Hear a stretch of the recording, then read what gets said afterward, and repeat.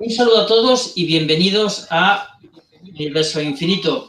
Bien, como sabéis, el canal principal es Universo Infinito. Estamos en Fenómeno Omni con las entrevistas porque hemos tenido problemas con una penalización. Pero hoy tenemos una entrevista estupenda. Concretamente tenemos una entrevista con Débora, la cual hubiera realizado en su día pues investigación en alusión a Tallos, a Cueva de los Tallos. Sabéis que hemos tenido a Alex Chionetti también en Universo Infinito recientemente, una entrevista bastante interesante, pero para que tengáis una idea de quién estamos hablando antes de pasar con ella, sería bibliotecaria de profesión, porteña de nacimiento y actualmente presenta servicios en la Universidad Abierta Interamericana desde hace 16 años.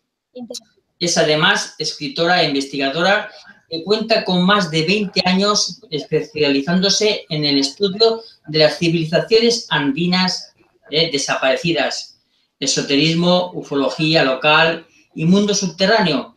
Son algunos de los temas en los cuales también incursiona. Y eso es lo que nos lleva hoy concretamente pues, a la entrevista, porque tiene un libro publicado, Subterráneos de los mundos olvidados, concretamente por Débora, Cueva de los Tallos. Pero vamos a darle las buenas tardes, está ahí en Argentina. Saludos, buenas tardes. Bueno, muchísimas gracias, Blas, por convocarme. Es un placer estar con vos. Me encantó mucho la entrevista que le hiciste a Alex Chionetti, que es un colega argentino y amigo. Así que nada, fantástico que podamos tener ¿no? para tu público y tu audiencia.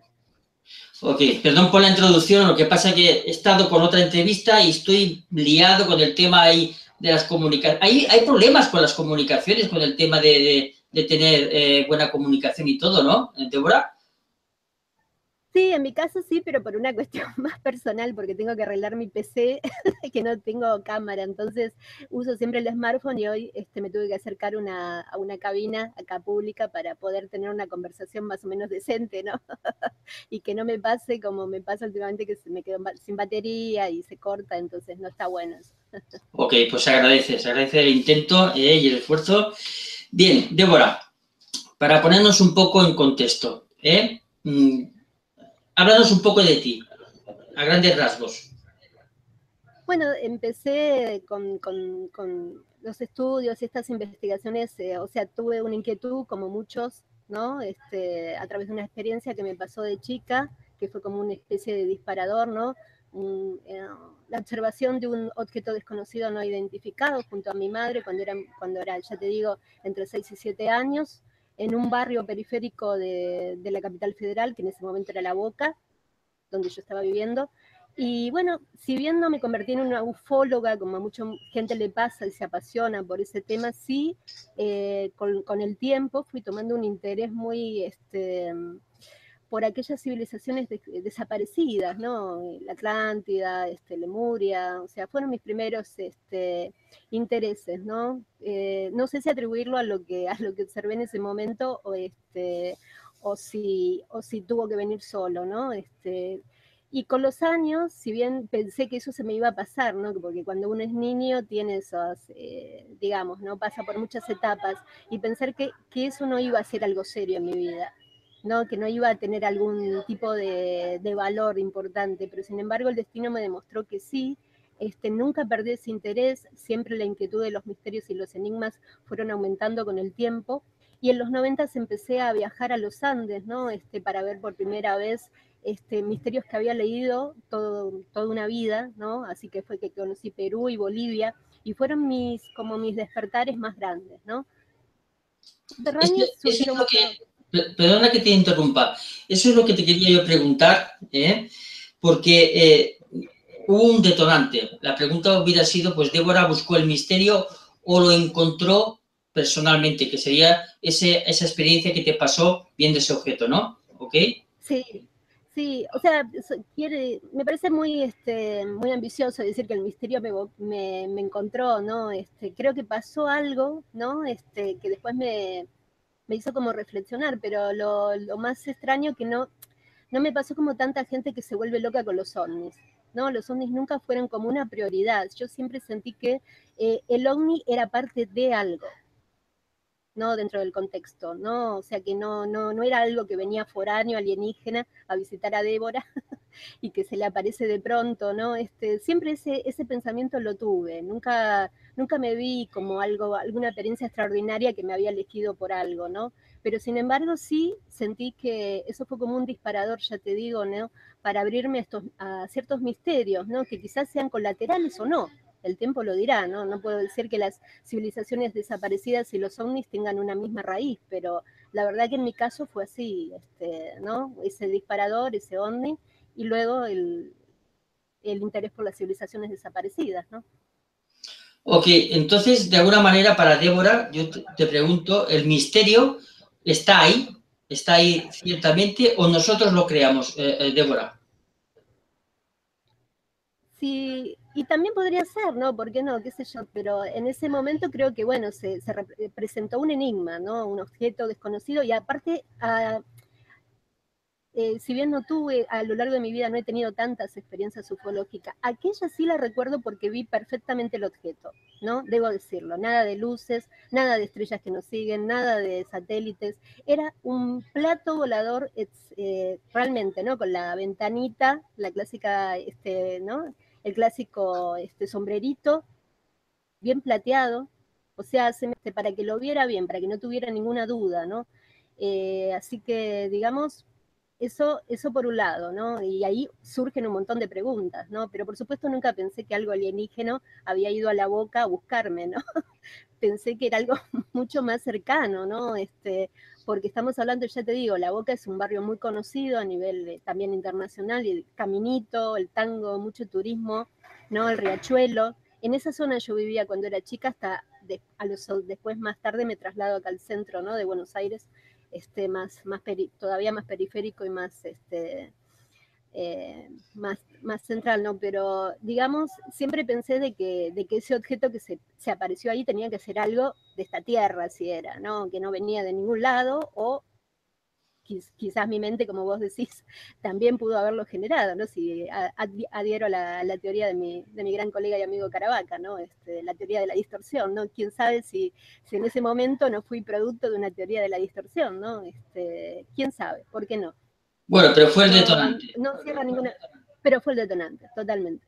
Vale, una vez ya tienes esta experiencia, pues supongo que luego, de alguna manera, comenzarías a investigar, ¿eh? ¿Cuáles son tus mentores, de alguna manera, en aquellos días? ¿Qué es lo que leías? ¿Qué es lo que veías para informarte sobre el tema? Adelante, Débora.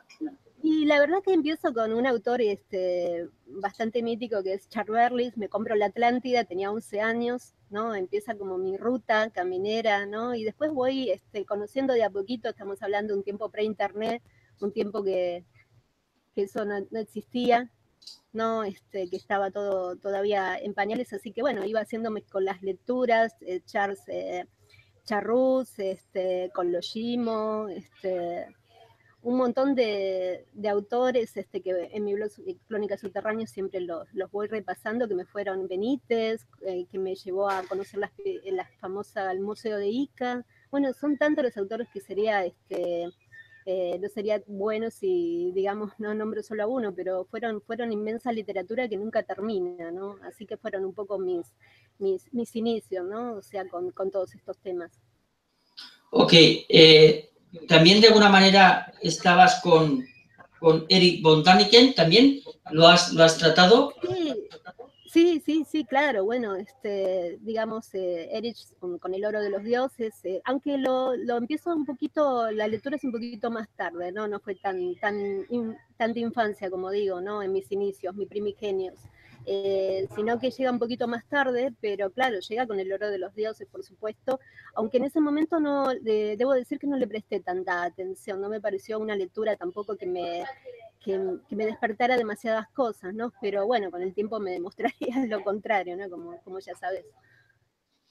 Ok, bien. Cuando hablamos concretamente de lo que estamos viendo en pantalla, Crónica Subterránea, ¿de qué estaríamos hablando de alguna manera?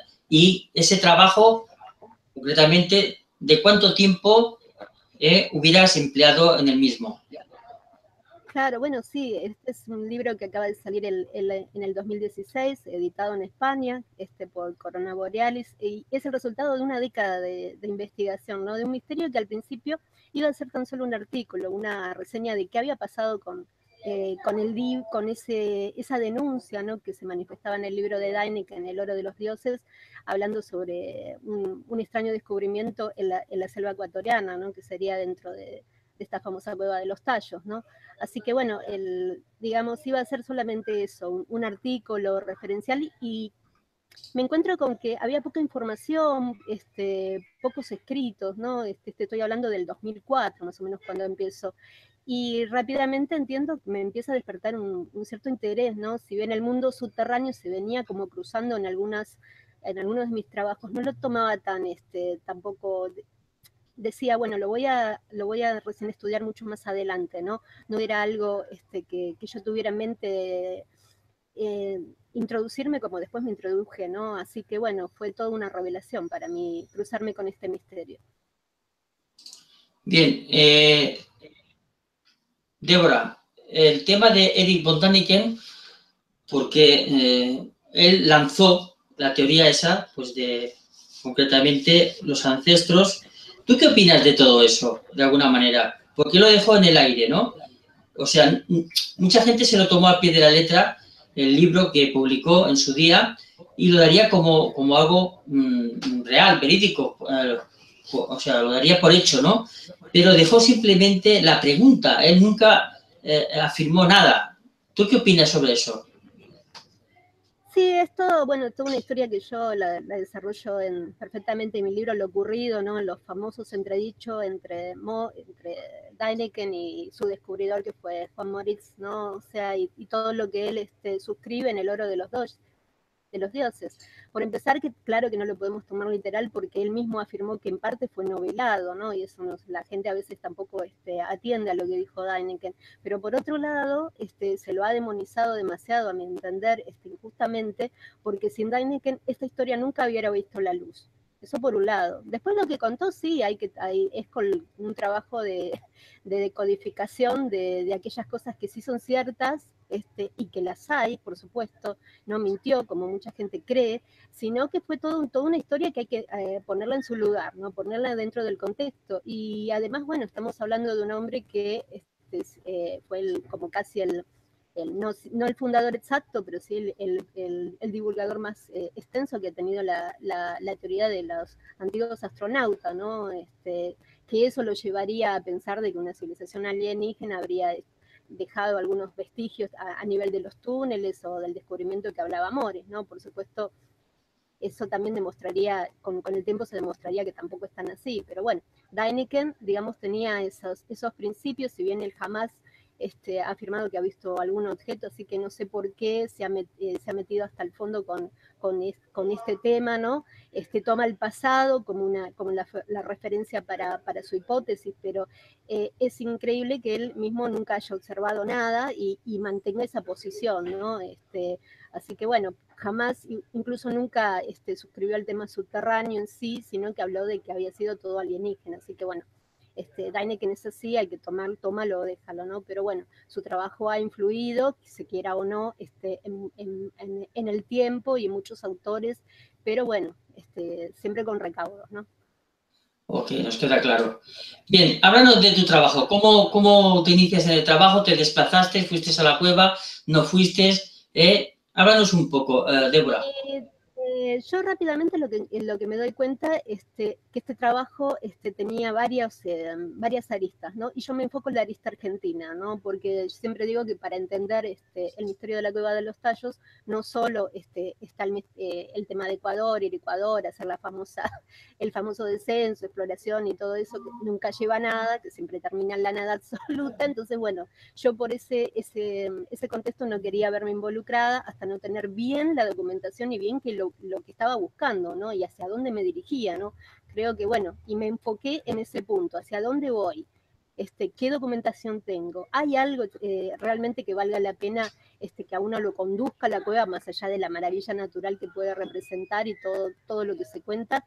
Y bueno, empiezo a investigar en la Argentina y me encuentro con documentación y ahí empieza mi tarea, ¿no? O sea, aplico mis conocimientos como bibliotecaria y como documentalista, y esa ha sido mi tarea, ¿no? Poner bien en orden la información de los tallos, que no falte ningún dato, que no se confundan las fechas, que no se confundan los nombres, y además no solo la apertura de la pista argentina, sino de la pista ecuatoriana y de la pista húngara, que es como una especie de triángulo para entender todo este misterio, ¿no? Ok, nos queda claro. Pero para Débora, de alguna manera la cueva, porque se habla de que se han encontrado objetos, también estaría el padre Crespi en su día, etcétera, etcétera. Para Débora, la cueva de los tallos sería una formación natural, simplemente una formación natural la cual se adaptó concretamente por las tribus indígenas del lugar.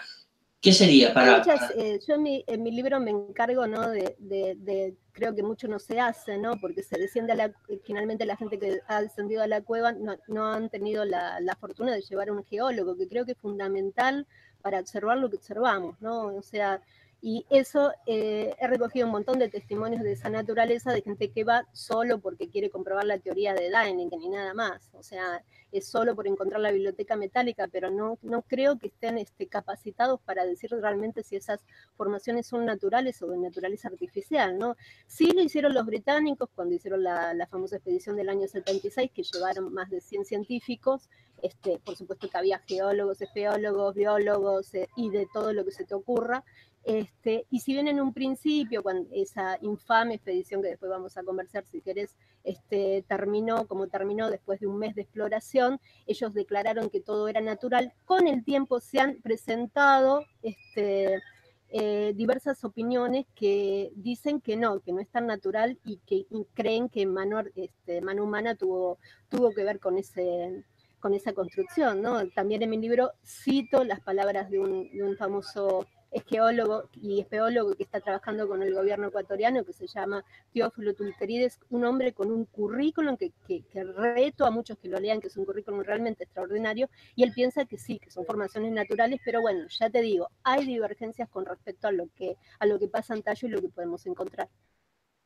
Bien, de alguna manera, en tu investigación, dinos, ¿qué realmente se ha encontrado en el lugar? Porque aparecen formaciones, incluso algunas pues se verían como un dintel, etcétera. Eso ya sería formación geológica.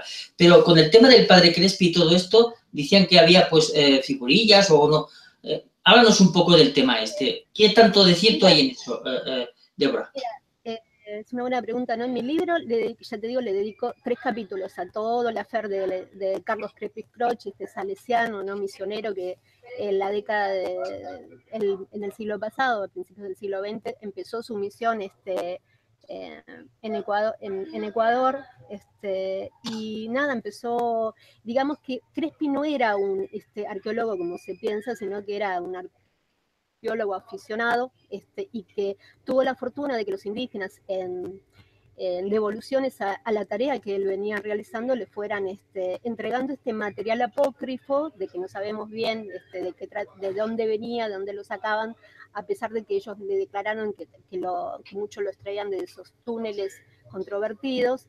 Y él decide, después de recoger todo este material, fundar su famoso museo, ¿no? El museo que después se conocería como el Museo del Padre Crespi, ¿no? Que en su momento realmente fue una especie de revolución, ¿no? No había nada parecido, donde aparecían estas piezas que no tenían alguna vinculación con las culturas tradicionales que nosotros conocemos, ¿no? Por supuesto es muy complejo el tema de Crespi porque ya te digo, jamás clasificó su material, no era arqueólogo de carrera, tuvo infames incendios, que digamos, bueno, algunos han querido ver una conspiración, yo no lo creo tanto, creo que la cuestión humana y salesiana es mucho más involucrada de lo que nosotros podemos pensar, pero digo, es todo un lío entender bien de dónde sale. El problema es que no tenemos nada en situ, todo esto ha venido no sabemos bien de dónde, porque Crespi nunca era muy claro con respecto a la procedencia, ha habido material replicado, material que ha sido manufacturado por los propios indígenas, o sea, y también la cuestión si esto tenía que ver realmente con el tesoro que Morris declaraba haber descubierto, ¿no? Porque el lío se presenta, que ya que no tenemos nunca, Morris mostró lo que descubrió y lo declaró en su famosa acta notarial del año 1969, ¿no? Y él negaba que el padre Crespi tuviera alguna vinculación con su descubrimiento, ¿no? Ese es otro problema. Entonces, pero yo en lo personal pienso que estamos hablando de lo mismo, o sea, que lo que había declarado Morris era lo mismo que estaba presentando Crespi, así que bueno, esas son las divergencias que también doy a conocer, ¿no? Bien, pero en el tiempo, concretamente, o sea, si nos posicionamos en el tiempo, el padre Crespi sería uno de los primeros en mostrar pues, las reliquias, supuestamente, ¿no? Débora. Claro. Sí, esto, digamos, se explota con el libro de Däniken, ¿no? O sea, Däniken, a no tener, por eso digo, ¿no? Ahí viene la confusión, ¿no? Porque lo que aparece en el oro de los dioses muchos confunden con el tesoro de tallos y entonces hay que distinguir que no se trata del tesoro de tallos, sino que se trata de la colección del padre Crespi, ¿no? Entonces, hay todo un mundo con respecto a estas situaciones, ¿no? Y de lo que se podría ansiar o esperar con respecto a estas planchas, estos extraños grabados que no tenían nada que ver con, ya te digo, con algunas sí, otras no, con las culturas tradicionales conocidas, ¿no? O sea, no sabemos bien cómo estaba constituido todo esto. ¿Has barajado alguna vez la posibilidad, Débora, de que el padre Crespi hubiera pues alentado a las personas a realizar todo esto para darle un poco de popularidad al lugar, Débora? Sí, yo creo que más él alentaba a los propios indígenas que le trajeran material y les pagaba, algo parecido a lo que sucedía también con el doctor Cabrera con respecto a todo el lío de los listolitos de Ica, ¿no? O sea, él les pagaba porque sabía que eran gente pobre y necesitadas, entonces, bueno, no sabemos cuánto de verdad le entregaban y cuánto venían de esos lugares que todavía no hemos descubierto, como son los túneles, aunque bueno, algunos lugares se pueden llegar, un solo lugar pude establecer de donde lo había sacado, que dijo haber descubierto una especie de pirámide con todas estas planchas, un lugar ahí que nombra mi libro, pero después, digamos, no tenemos, el gran problema es que no sabemos nada in situ. Pasaba con Morris, no hay nada completo porque, digamos, su descubrimiento jamás lo mostró y entonces no se puede probar. Y con el respecto a lo de Crespi, bueno, es todo este lío que no sabemos de dónde sale.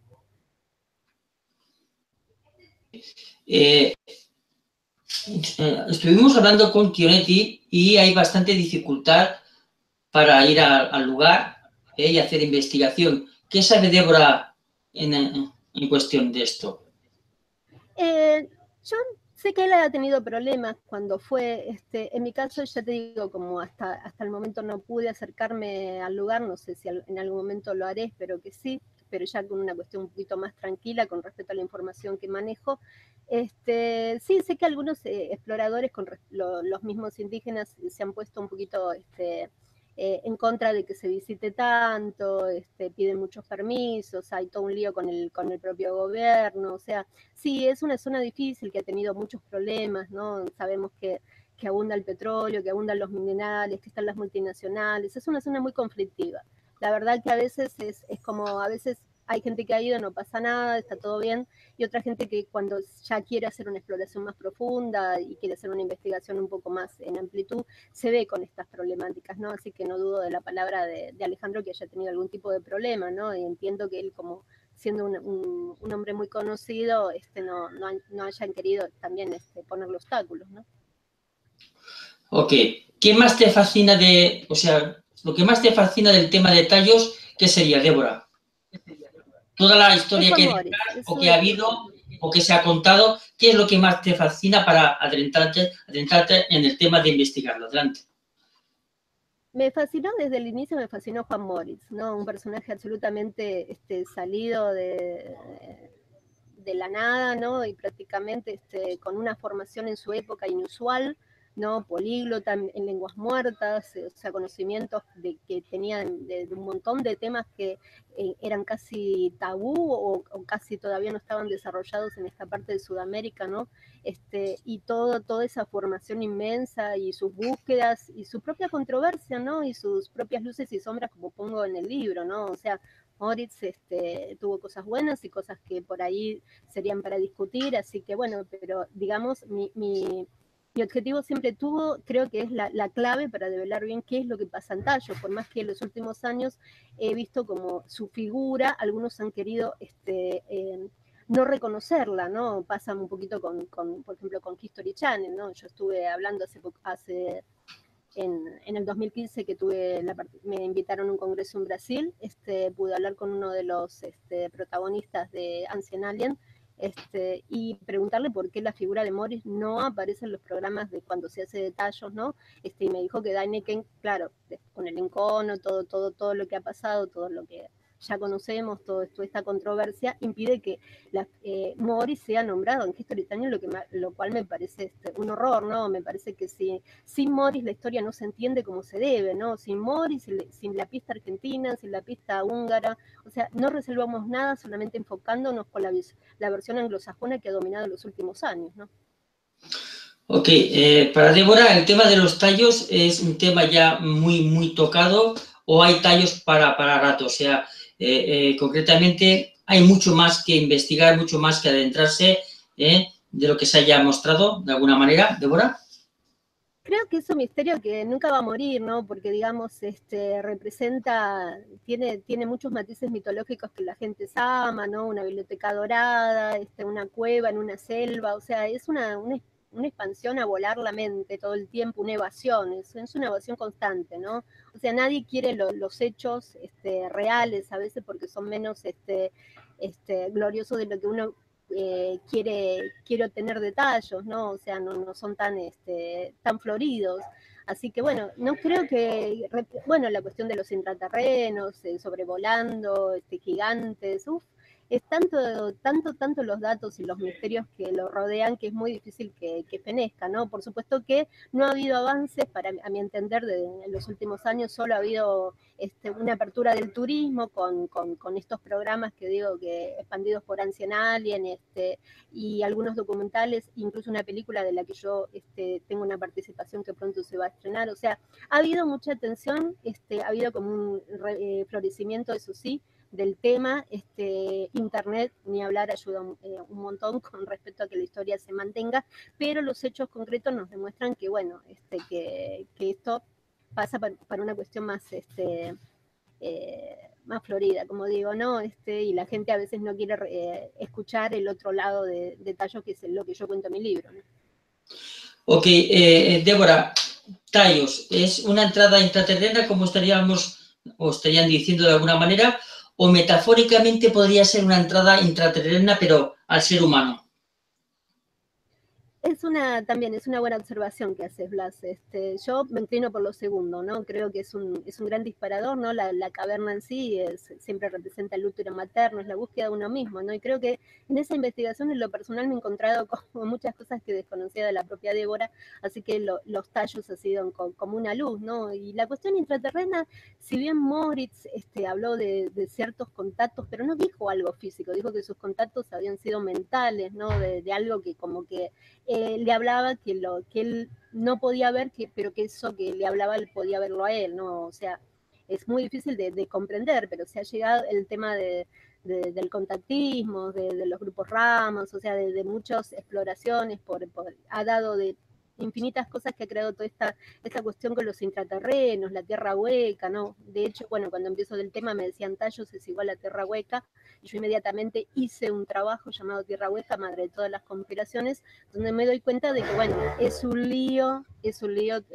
tremendo lo de la Tierra Hueca, es pura bibliografía sin sentido, así que bueno, rápidamente descarté todos esos puntos, pero no significa que, bueno, que para mucha gente represente un misterio en ese contexto, ¿no? En lo personal, ya te digo, me inclino por lo segundo, ¿no? En la búsqueda de uno mismo.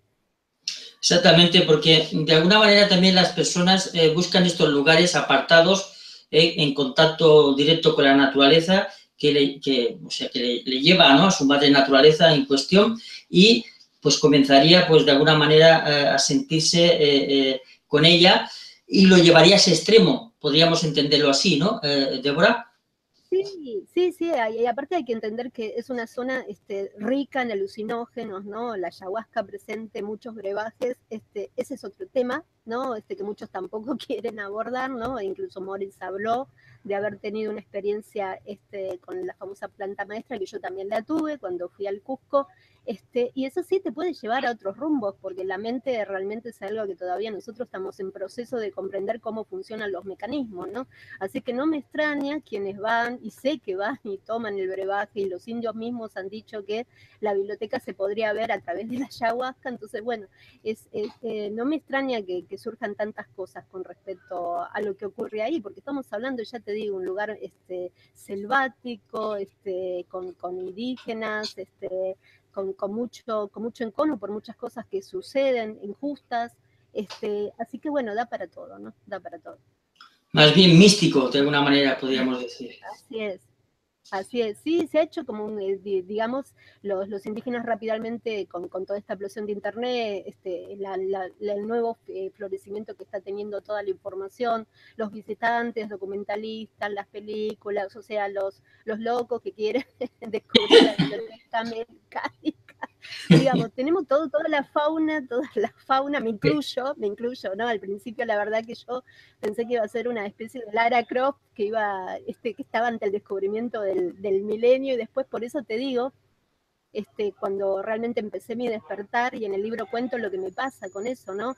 De que esto se te mete en la sangre y pensás que, ¿no? que estás ante algo realmente grande, ¿no? Pero después, bueno, cuando uno empieza a razonar, ¿no? Y baja a la tierra, se da cuenta de que nada, que es como dicen los hindúes, una gran maya, una gran ilusión por momentos, ¿no? Que uno se pierde en eso. Es lo que yo entiendo, o siempre he entendido, ¿no? El intraterreno, o sea, dentro del tema de intraterreno sería como buscar la búsqueda espiritual de la persona dentro del cuerpo, como una metáfora. Es lo que he entendido yo siempre. Otra gente lo ha tomado de otra manera. Yo creo que, bueno, igualmente, mira, siempre digo, ¿no? Los Andes, siempre digo que los Andes tienen he recogido muchos testimonios, muchas historias, muchos documentos y entiendo y creo que hay una actividad bajo bajo los subsuelos andinos, ¿no? Eso no te lo voy a negar, pero esa es una búsqueda que yo hago aparte, ¿no? Porque yo lo que hice con Tallos es separar toda esta locura que me podía haber llevado a muchos rumbos y enfocarme realmente en la investigación pura y dura, ¿no? Que es la más difícil, ¿no? Y eso, con respecto a la búsqueda mística, que es otro tema, ¿no? Si es interna, si existe algo que uno pueda aspirar a encontrar, bueno, ese es otro camino que estoy llevando a cabo, pero que no mezclo con la realidad que yo me encontré con Tallos, ¿no? Así que comparto plenamente lo que me estás diciendo de que es una búsqueda interior, y ya lo creo que lo es. Esa es otra pregunta que quería hacerte. De alguna manera, Débora, cuando comenzó la investigación durante tanto tiempo, ¿ha mezclado sus creencias o ha intentado ser objetiva? Eso es lo que quería preguntarte como investigadora. Claro. Adelante. Yo, fíjate que en el libro yo lo sitúo en dos partes. En la primera parte cuento toda la historia, como poniendo todos los elementos en orden, y la segunda parte es mi investigación, y hago mea culpa ahí de lo que me sucedía con este tema, ¿no? Que ya te digo, al principio me tenía como cegada, pensé que era Lara Croft, que de pronto iba a descender a la biblioteca metálica y que me iba a encontrar con todo un mundo, ¿no? De una civilización extinguida como la que proponía Moritz, y después, bueno, empiezo a ver que rápidamente tengo que separar las cosas, ¿no? Incluso también cuento mi experiencia con los testigos, con los que estuve trabajando, y siempre recomiendo que por favor no sean amigos de la gente que uno está entrevistando o está investigando, ¿no? Porque es lo peor que le puede pasar. Y bueno, yo también tuve como un aprendizaje, porque realmente, digamos, Tallo fue mi bautismo de fuego como escritora e investigadora, no debo decirlo, ¿no? Era muy, muy inocentona en muchas cosas y la verdad que aprendí mucho y una de las cosas que tuve que aprender es la realidad de la fantasía, ¿no? Rápidamente. Y bueno, apliqué mi cuestión acuariana de frialdad absoluta y que nada me conmovía y eso lo apliqué en tallos y entonces pude avanzar y realmente fue así que pude lograr penetrar en algo que parecía imposible. O sea, entonces, Crónica Subterránea, que es tu libro, dejaremos los links, todo el tema y el blog para que vayáis y accedáis. Incluso el libro lo podéis comprar por internet. ¿De qué hablaríamos a grandes rasgos? Sería, pues, de alguna manera tus experiencias, tus investigaciones, también entraría algo de creencia. ¿Es toda una mezcla, Débora? Creo que sí, creo que hay una mezcla absoluta, ¿no? Se ha hecho todo, digamos, se parten de cosas que pueden ser, pero digamos a mí la documentación y las conclusiones que llego en el libro no son muy lo que la gente quiere escuchar con respecto a tallos, ¿no? Pienso que yo lo llamo como una gran China, ¿no? A tallos, ¿no? Los famosos jeans árabes, ¿no? Como una gran ilusión por momentos, ¿no? Y pasa con esto, me pasó cuando trabajé con Acacor, ¿no? Otro tema que la gente se enloquece. Me pasó cuando trabajé con Z. He abordado todos esos misterios porque eran necesarios abordarlos y he llegado a las mismas conclusiones, la locura que se esconde tras todos estos temas, ¿no? Por momentos. Pero eso no significa que no crea que en tallos puede realmente llevarse adelante algún tipo de estudio menos apasionado, como pasa, ¿no? Y un poquito más formal en algunos momentos que nos puedan dar claves de lo que sucede, ¿no? ¿Qué es lo más disparatado que has escuchado de la Cueva de los Tallos? Muchas, muchas historias, ¿no? Serían infinitas. Por ejemplo, a ver, Morris llega acá a Buenos Aires, va a ver una familia, que lo cuento en mi libro, la anécdota, y le dice que encontró refugiados de Maldek, ¿no? En la cueva, ¿no? O sea, lo que es una locura. Pero bueno, lo que hay que entender también que Morris tenía diversos discursos, ¿no? Con respecto a lo que decía en Argentina, lo que decía en Ecuador y en Hungría. Entonces es muy difícil saber cuándo nos decían la verdad y cuándo nos estaban bromando, ¿no? O cuánto era la tapadera y cuánto no. Por eso es difícil saber realmente lo que descubrió. ¿eh? Tenía como a veces varios planteos, ¿no? Según la ocasión y según el interlocutor, ¿no? Después, por ejemplo, no sé, eso creo que me parece una anécdota así risueña, ¿no? Pero ya te digo, después Julio Goyen Aguado, por ejemplo, decía que hablaba con un gigante invisible que se le aparecía. Hay de todo, ¿no? Una vez comienza el tema, todo el mundo le va añadiendo. Sí, le llamaba el tataíto y el tataíto se le aparecía y era como un gigante inmortal con quien hablaba mentalmente. Bueno, esas cosas las encontrás todas en mi libro Relatados con Peñas y Señales. Son muy difíciles realmente de tomarlas en serio, pero ahí están.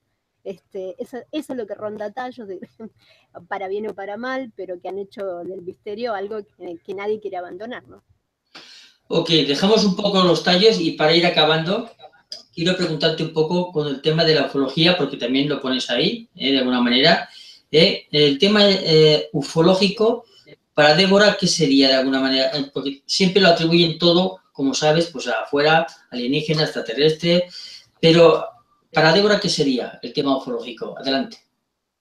Ya, como te dije un poco al principio de mi experiencia, creo que es un disparador para algo por momentos, ¿no? Pero jamás lo asocio con la cuestión alienígena. Yo lo descarto y sé que muchos después me quieren pegar o me odian, pero la verdad que... A mí, a mí no me quiere nadie. Sí, ya lo sé, pero no me importa, o sea, me parece bárbaro todo lo que estás haciendo, pero nada, ¿ves? Bueno, sucede esto, ¿no? Cuando uno dice a la gente no creo en los alienígenas, viene un maremoto, ¿no? Acá los ufólogos de Argentina, la verdad, no soy muy popular, y porque además tienen más tabú con el tema subterráneo, me parece un poco más probable que decir que los alienígenas nos están viniendo a visitar, ¿no? Aunque, bueno, hablar de una civilización paralela, oculta, lleva también a muchos replanteos, ¿no? Pero yo la verdad, bueno, lo que he hecho en Crónica es hacer las entrevistas a ufólogos de varias categorías, ¿no? O sea, escépticos, ufólogos abiertos, ufólogos con las teorías más variadas, tratando de encontrar los puntos, ¿no? Y escuchando, tratando de escuchar no mucho. Así, escuchando mucho qué es lo que después de 70 años de investigación de ufología, qué es lo que podemos recoger, ¿eh? A veces no es mucho, pero digamos, creo que es un disparador, es un poco la teoría discursiva de la distorsión que yo realmente creo que es uno de los avances más grandes que hemos tenido desde que Vallée nos planteó el tema elemental metido en esta historia y muchas otras cosas más, y de un fenómeno que existe desde el principio del mundo que tiene que ver con esto, ¿no? Que me parece que eso es eso, ¿no? Es un fenómeno que todavía no comprendemos y está asociado específicamente a nosotros. El fenómeno existe porque nosotros existimos, eso lo tengo claro, ¿no? Si nosotros no habría fenómeno. Entonces creo que si quizás nos vamos conociendo un poco mejor, el OVNI tenga alguna respuesta en ese sentido. Exactamente, yo también soy de los que piensan que somos creadores completamente y pues extrapolamos siempre, ¿no?, nuestras inquietudes y todo al misterio de alguna manera, porque si te fijas, incluso con el tema del fenómeno OVNI, alienígenas y todo lo mezclarían con el tema religioso para hacerlo un poquito más atractivo, con que en la Biblia se hablaría pues de naves, en su día aparecerían imágenes que no tendrían explicación. ¿Tú lo ves así de alguna manera, que lo quieren hacer, entender para hacer un poquito más atractivo de que serían alienígenas, que vienen de fuera, etcétera, que no estamos solos? Es que también nos han metido por mucho tiempo, ¿no? Hollywood ha tenido una preponderancia, sería para largo, ¿no? ¿no? En nuestra psiquis ha tenido como y toda esta cuestión del 47 en adelante que todavía está por verse, ¿no? De lo sucedió en Roswell, o que si sucedió algo, no sucedió algo, ¿no? Y quizás, bueno, todo esto alimentado con los años, después porque, digamos, el ufólogo, por más que trate de volverse científico o volverse más serio, o se ponga en posición escéptica, no deja de ser un observador como somos todos de este misterio que todavía no entendemos, ¿no? O sea, no es una ciencia la ufología, por más que se quiera y porque más que muchos crean que están haciendo ciencia, ¿no? Pero la ufología está lejos de eso, y eso, bueno, ha habido una división desde el inicio de la irrupción de este fenómeno que no se entiende y que los científicos están me gustaría que se involucraran un poquito más, ¿no? Vallée lo hizo porque no lo pueden hacer otros, ¿no? Vallée, siendo un astrofísico de carrera, podía haber sido haberse quedado en ese lugar, y sin embargo, unos fenómenos que él vio en los observatorios de Francia cuando residía en ese país, le hizo ver que la cuestión no estaba tan clara como se la habían enseñado, y decidió hacer una ruptura, lo cual es muy valioso, pero obviamente no todos son Vallée, no todos tuvieron que enfrentar y elaborar una hipótesis que no cambió la vida, ¿no? O sea, pero ¿cómo vemos que cuando un científico se involucra, cómo el fenómeno OVNI puede avanzar, ¿no? Pero ya digo, bueno, un ufólogo que para mí me ha sorprendido gratamente, y lo vuelvo a repetir, es Caravaca. Creo que Caravaca va a ser historia, un poquito con la teoría de la distorsión. Creo que debemos seguir la ruta que él nos está trazando, porque creo que es una evolución a lo que sabemos, y creo que va por ahí un poco, ¿no? Y después habrá muchos misterios como los que yo sigo buscando, independientemente de lo que expuse en mi libro, ¿no? Con respecto a lo subterráneo, si una civilización paralela nos acompaña o no, pero ese es otro tema, y es un tema, una búsqueda personal, y ya digo, en mis términos y desapasionada como debiera, ¿no? En alusión concretamente a las culturas, los países, etcétera, porque de alguna manera, pues tú que has investigado, sabrás que en Latinoamérica, pues en la temática del fenómeno OVNI, misterios y todo, parece como si hubiera más reflejo, se indagara más, se reflejara más, aportara más que Europa, por ejemplo, de donde estoy yo. ¿Por qué crees que sucede esto? Porque creo que Sudamérica es como una especie de página perdida todavía, y digamos nosotros tenemos una historia fragmentada, eso es cierto. O sea, hay cosas, por ejemplo, cuando yo estudié historia, cuando estaba haciendo historia, cuando era muy joven, Tiahuanaco no se nombraba, las ruinas de Sacsayhuamán no se nombraban, por decirte, Pumapunco menos, o sea, todo eso parecía desaparecido del mapa histórico, que no siempre eran los mismos pueblos, Inca, Azteca, Maya. Entonces, digamos, cuando voy a los Andes y veo esas ruinas con mis ojos, empiezo a entender que no todo encaja, ¿no? Y creo que hay cosas que no encajan en Sudamérica, por más que si bien, ya te digo, ¿no? Cosas salidas de la nada, como las que hablábamos, ¿no? Mucho fraude, mucha pobreza, mucha destrucción de documentación también, que no nos ayuda, nos crea lagunas de lo ocurrido, y además porque América estuvo desconectado por mucho tiempo, ¿no? Del plan internacional hasta que empieza la conquista, ¿no? Y que se vuelve a reconectar, ¿no? Pero no quiere decir que no se conociera, ¿no? Eso, ¿no?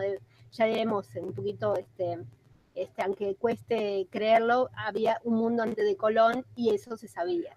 Entonces, bueno, tenemos mucho que por reconstruir, ¿no? Pero ya digo, siendo un poquito desapasionados, no fanatinizándonos tanto y tratando de entender que sí, que vivimos en un territorio difícil, con mucha pobreza, con muchos intereses. La cuestión religiosa sí está establecida desde que vino la conquista, también interfiere con la búsqueda de ciertos misterios, eso también es necesario saberlo.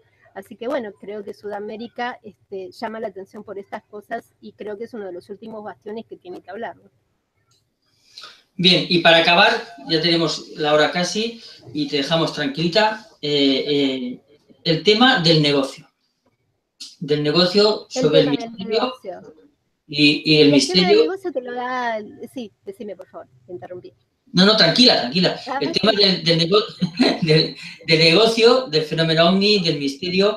Tú que vives ahí en Argentina, sabes el tema de el Cerro del Uritorco y todo, que pues hubo un boom, todo el mundo se abocó a ello, incluso locales comerciales, tiendas hacían souvenirs, etcétera, etcétera. ¿Tú qué opinas de todo esto? ¿Es bueno, no es bueno? Adelante, Débora. Pienso que, bueno, Capilla del Monte es un lugar especial, la conozco bastante y la visito bastante, ¿no? Conozco todas sus historias, estoy al tanto, ¿no? De todo lo ocurrido y desde el 86, en que la famosa huella del pajarillo irrumpe en el plano internacional y Capilla del Monte se pone de moda, bueno, ha corrido mucha agua, ¿no? En lo personal pienso que algo sucede porque son tanto el material recogido, ¿no? No se puede decir de que no pasa nada. Claro que eso ha traído toda una fauna, como siempre pasa, como siempre ocurre, como pasa en muchos lugares del planeta cuando un lugar adquiere esta resonancia de todo tipo, ¿no? Y mucho contactismo, o sea, el contactismo en Capilla se ha instalado a full en los últimos años, que creo que no es nada bueno porque no permite ver qué es realmente lo que ocurre. Y después, bueno, claro, toda esta cuestión New Age, esta cuestión de las energías, o sea, la gente, bueno, lo toma como algo muy personal, ¿no? Es muy difícil también a veces ponerse a debatir con los locales, se enojan, se sienten atacados. Creo que también hay que aprender a escuchar, ¿no? Yo en el último tiempo también en cierto principio por ahí tenía menos paciencia y decía cosas a veces un tanto duras, ¿no? Pero con el tiempo entendí que si uno quería obtener las respuestas, si quería empezar a entender qué sucedía, tiene que aprenderse a escuchar. Es muy difícil a veces eso hacerlo, pero creo que tenemos que escucharnos, ¿no? De las cosas que suceden. Y creo que, bueno, que hay que escuchar a los locales a veces, sus historias, y son muchas, independientemente de todo este comercio que sí existe, por supuesto, pero que también existe un fenómeno y hay que reconocerlo, ¿no? Exactamente. Así pienso yo también que de alguna manera hay que discernir de lo que se nos está mostrando. Y la gente es más que inteligente y hoy en día tiene las redes sociales suficientemente para que les deje claro qué es lo que se está mostrando, independientemente de tus creencias, ni más ni menos. Débora, para despedirnos, ¿por qué tenemos que leer tu libro? Porque es como una guía, ¿no? Para el que va a ir y va a ir a tallos y se va a llevar la sorpresa de por qué no encontró la biblioteca, por qué no está por qué no está el Museo Crespi Vivo, por qué no están tantas cosas ordenadas, ¿no? Y va a tener la historia, la historia mejor contada, ¿no? Hasta el momento, ¿no? Con todos los datos que siempre pululan, qué pasó con Armstrong, quién fueron los mormones, o sea, todas las historias que siempre viven, se han suscitado con este tema a lo largo de los años, están bien resumidas, están bien contadas, con fotografías inéditas y con pedidos de permiso de todo el material, con testigos que hasta el momento no habían hablado, así que bueno, creo que es una buena obra, son 10 años, independientemente que me puedan decir que no fui a la cueva, pero en mi caso creí que no era necesario. sea, no fue necesario ir. Sé que mucho le enoja ese punto para algunos, no fui Lara Croft, no me bajé, no hice el descenso mortal, y taquicárdico, no, lo admiro a Alex porque lo hizo 3 veces, Sí, para es lo que te iba a en decir. ese sentido. No te En ese arrastraste. sentido es un dios, lo admiro porque él sí pudo hacerlo, pero bueno, él sabe que yo tuve otra visión y decidí encarar el tema así. Me parece que aporto desde mi humilde manera todos los datos que no estaban bien entendidos, ¿no? Bien, pues nada, si te quieres despedir de la audiencia, decirles algo tú misma. Adelante, te dejo. ¿No? Como te decía, ¿no? Que a pesar de todo nos escuchemos unos a otros, porque creo que eso es lo que está faltando a veces, y que nada, que lo sigan a Blas, que es una buena voz, que últimamente, pobre, le están haciendo cosas que no estoy tan de acuerdo, y que creo que es un buen entrevistador, y hace falta una visión un poquito más crítica. A pesar de la entrada que he tenido, que me trababa porque estaba con los nervios con el compañero de México también le pasaba, no tenía micrófono, no tenía cámara, y estás esperando a que te conteste. ¿Vas a entrar? Sí, no. Y estás ahí con los nervios y al final acabas, pues bueno, nada. Ha sido un placer de verdad porque de alguna manera pues hay personas que, independientemente de las creencias que tenga uno, pues les gusta investigar seriamente el tema, y como tú lo has reflejado en esos 10 años de investigación en este libro que muestras. Os dejamos el link todos para que, si queréis comprarlo, lo podéis comprar, el blog completamente de Débora, en la descripción del vídeo. Y nos ha encantado la entrevista, igual que a Leschionetti. Bueno, muchas gracias, sí, bueno, un oyente de lujo, no, ni hablar.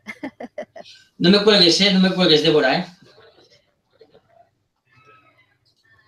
Bien, pues aquí tenéis una entrevista más, completamente con Débora, para que veáis que, aparte de que sea un escéptico total, pues los investigadores serios son serios, y punto, ni más ni menos.